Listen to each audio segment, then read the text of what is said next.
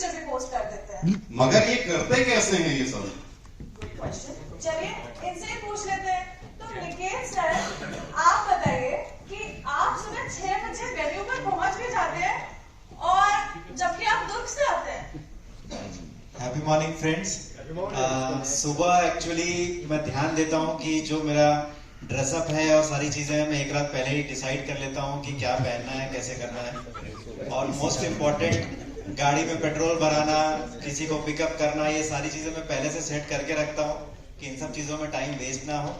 And last most important thing कि निकलने के पहले मेरा जो निकलने का टाइम होता है घर का, वो मेरा फिक्स रहता है। मैं सुबह कितने भी बजे उठूं, मेरे को यहाँ पहुंचना कितने भी बजे मैटर करता ही नहीं है। और ये सीख के मेरी मीटिंग्स भी जो मैं अपनी बिजनेस में करता हूँ, मेरा वो टाइम फिक्स रहता है कि मुझे ऑफिस से कितने बजे निकलना है, उसके हिसाब से मेरा सारा लाइनअप हो जाता है। और जैसे शंख ने कहा, बिल्डिंग रिलेशनशिप का सबसे इंपॉर्टेंट पॉइंट ये है कि मैंने यहाँ रिलेशनशिप इतने बना के रखे हुए हैं कि यहाँ आने का मन करता है। मन करेगा तो आप हर चीज टाइम पे कर पाएंगे। Thank you.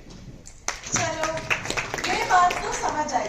निकेत सर ने एकदम सही बोला कि दिमाग में मीटिंग का टाइम रजिस्टर नहीं करना है, घर से निकलने का टाइम रजिस्टर करना है। मगर फायदा क्या होता है समय पर रहने का? कभी कभी थोड़ा देर तो चलता है यार। चलता है, जिसने सोचा चलता है वो चलते बनता है। ठीक है, लाइफ में ये चलता है एटीट्यूड सब कुछ बर्बाद कर देता है। लेकिन आयुषी, लेट आने से तो विजिबिलिटी मिलती है, सब बड़े ध्यान से देखते हैं, लेकिन विजिबिलिटी नेगेटिव होती है। अरे भाई, तो सबको सुबह काम भी होता है, बड़े बड़े बिजनेसमैन हैं, इनको बहुत कुछ मैनेज करना होता है। एक्चुअली क्या है कि हम सबको ही दिन में 24 घंटे मिलते हैं, हफ्ते में 7 दिन मिलते हैं और पूरे साल में 52 हफ्ते मिलते हैं। लेकिन फिर भी हम में से कुछ लोग हैं जो सब कुछ अच्छे से मैनेज नहीं कर पाते। जब फैमिली पे ध्यान देते हैं तो बिजनेस हैम्पर होता है, जब बिजनेस पे ध्यान देते हैं तो मीटिंग्स और रिलेशनशिप्स हैम्पर होता है। तो अब हम ये सवाल करेंगे अखिल सर से कि सब कुछ अच्छे से मैनेज कैसे किया जा सकता है।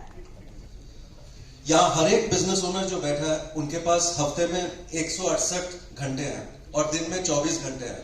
ठीक है, और मैं अगर अपने पर्सनल की बात करता हूँ, वीक के हर संडे में पूरा वीक प्लान कर लेता हूँ और हर शाम को अगला दिन प्लान कर लेता हूँ, क्योंकि टाइम मैनेजमेंट के 4 Ds मैं फॉलो करता हूँ। जो काम जरूरी नहीं है उसको ड्रॉप कर देता हूँ, जो चीज पोस्टपोन हो सकता है उसको डिले कर सकता हूँ। और एज अ बिजनेस ओनर काम को डेलीगेट करना बहुत जरूरी है, और जो चीज इंपॉर्टेंट है वो मैं खुद ही कर लेता हूँ। ठीक है, और सबसे इंपॉर्टेंट स्किल है नो बोलना, और एक सबसे बड़ा चैलेंज है हम मना नहीं कर सकते, और इसलिए टाइम मैनेजमेंट पीछे हो जाता है। Thank you. Dear referral partner, समय बहुत महत्वपूर्ण होता है और हम उसको देख सकते हैं कि सभी के पास 1 साल, 1 महीना, 1 सेकंड, 1 घंटा ऐसा होता है। आइए आज हम समझते हैं कि उसकी कीमत क्या होती है।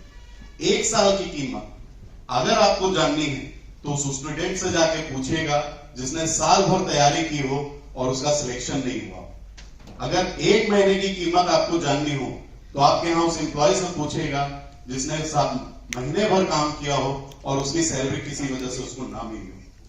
अगर आपको 1 हफ्ते की कीमत जाननी हो तो उस मैगजीन के प्रकाशक से पूछेगा जिसकी उस हफ्ते मैगजीन ना निकली हो।